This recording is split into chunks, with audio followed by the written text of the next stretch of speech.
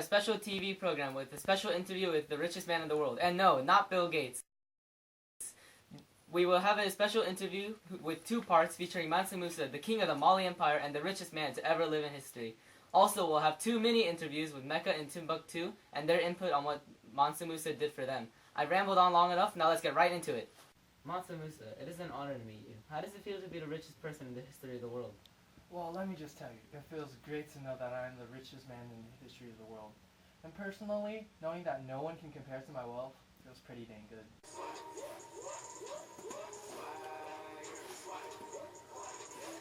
So you're king of the Mali Empire, which is in Western Africa, which is pretty far away from the Arabian Peninsula. Why did you convert to Islam?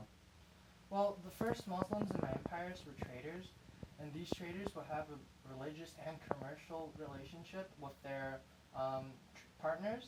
And as time went by, I too eventually converted into Islam because if I had a religious connection with the more established civilizations in the north and east, our empire would have more access to their scholars and benefits, and it would help solidify my power. So, as a devout Muslim, I hear you going on your Hajj soon. What do you plan to take with you? Well, I'm planning to bring about 500 of my slaves and about 80 to 100 camels, each carrying about 300 pounds of gold. And when it all adds up together, less than a quarter of my wealth. Wow. So before you go off on your Hajj, I have one last question. How did you come into power and control this empire? I inherited the Mali Empire, but as you can see, without me, Mali wouldn't be this great empire it is today. So thank you for your time. You need to go off on your Hajj now. Now here with us is our next guest, the holy Islamic city of Mecca. It's an honor to be on the Real History Channel. So what did you think of when you heard that Mansa Musa was making his pilgrimage to Mecca? Actually, I was quite surprised. I mean, I know Islam is a universalizing religion, but I didn't know that it spread that far in Africa. Really? And why is that? Well, West Africa and Mali weren't really on the map, but Mansa Musa created quite an impression on the people of Mecca with his fine clothing, piety, and generosity. So I assume you were very impressed. Yeah, actually I heard some rumors that Mansa Musa had created inflation on his way to Mecca in Alexandria, and he created buildings and cities, promoted the Islamic faith and education. Well, I know you're a busy city, so I have one more question. Do you think Mansa Musa is a good example of Islam's universalization? Kind of, yes and no, because although he did try to promote the Islamic faith, it ended up becoming mixed with animism or any type of culture because of syncretism, and people want to keep their original roots to their religion. Well, thank you for your time, Mecca. Our next guest is Timbuktu. And now we have Timbuktu.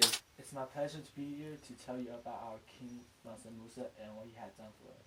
So what was Timbuktu like before Mansa Musa came? At first, I was an ordinary place for small trading, then people soon realized I was the ideal trading center. So how did Mansa Musa help Timbuktu? After his famous Hajj, he brought back books and beneficial people, and also commissioned the Jigabird Mosque.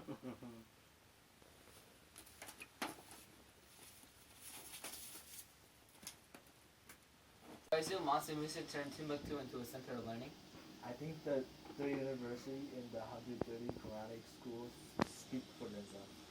As expected from the city known as the Pearl of Africa. So, now that Timbuktu is now world-renowned, do you think that people would come to Africa and conquer Timbuktu? Instead of conquering, I think they will come to learn. Breaking news. We've just received information that Mansa Musa has returned from Mecca and is now back in the Mali Empire.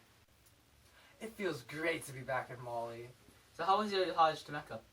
I was welcomed with open arms everywhere. Well, it was probably because I was making it rain gold nuggets left and right, and a little hard in Alexandria, but nonetheless, I feel very happy.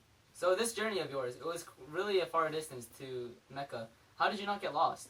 Well, first off, the perks of being richest man in the history. I did not have to walk the entire way. I was mostly carried by my slaves, and I did not get lost because with the aid of the Arabic map makers and who traded with my empire. This is the first and last episode of the Real History channel due to the loss of all funding and the predicted rating of 0. We would like to thank the little viewers we have for wasting their time watching this program brought to you by the William, Yong, Sam, and Randy Foundation. Are you gonna say go? No. Oh, you're one of those people. Oh, that can be a blooper. Oh my. So how was your Hajj? Well, wait, what? No, you were supposed to ask. Breaking news. We have now... Okay.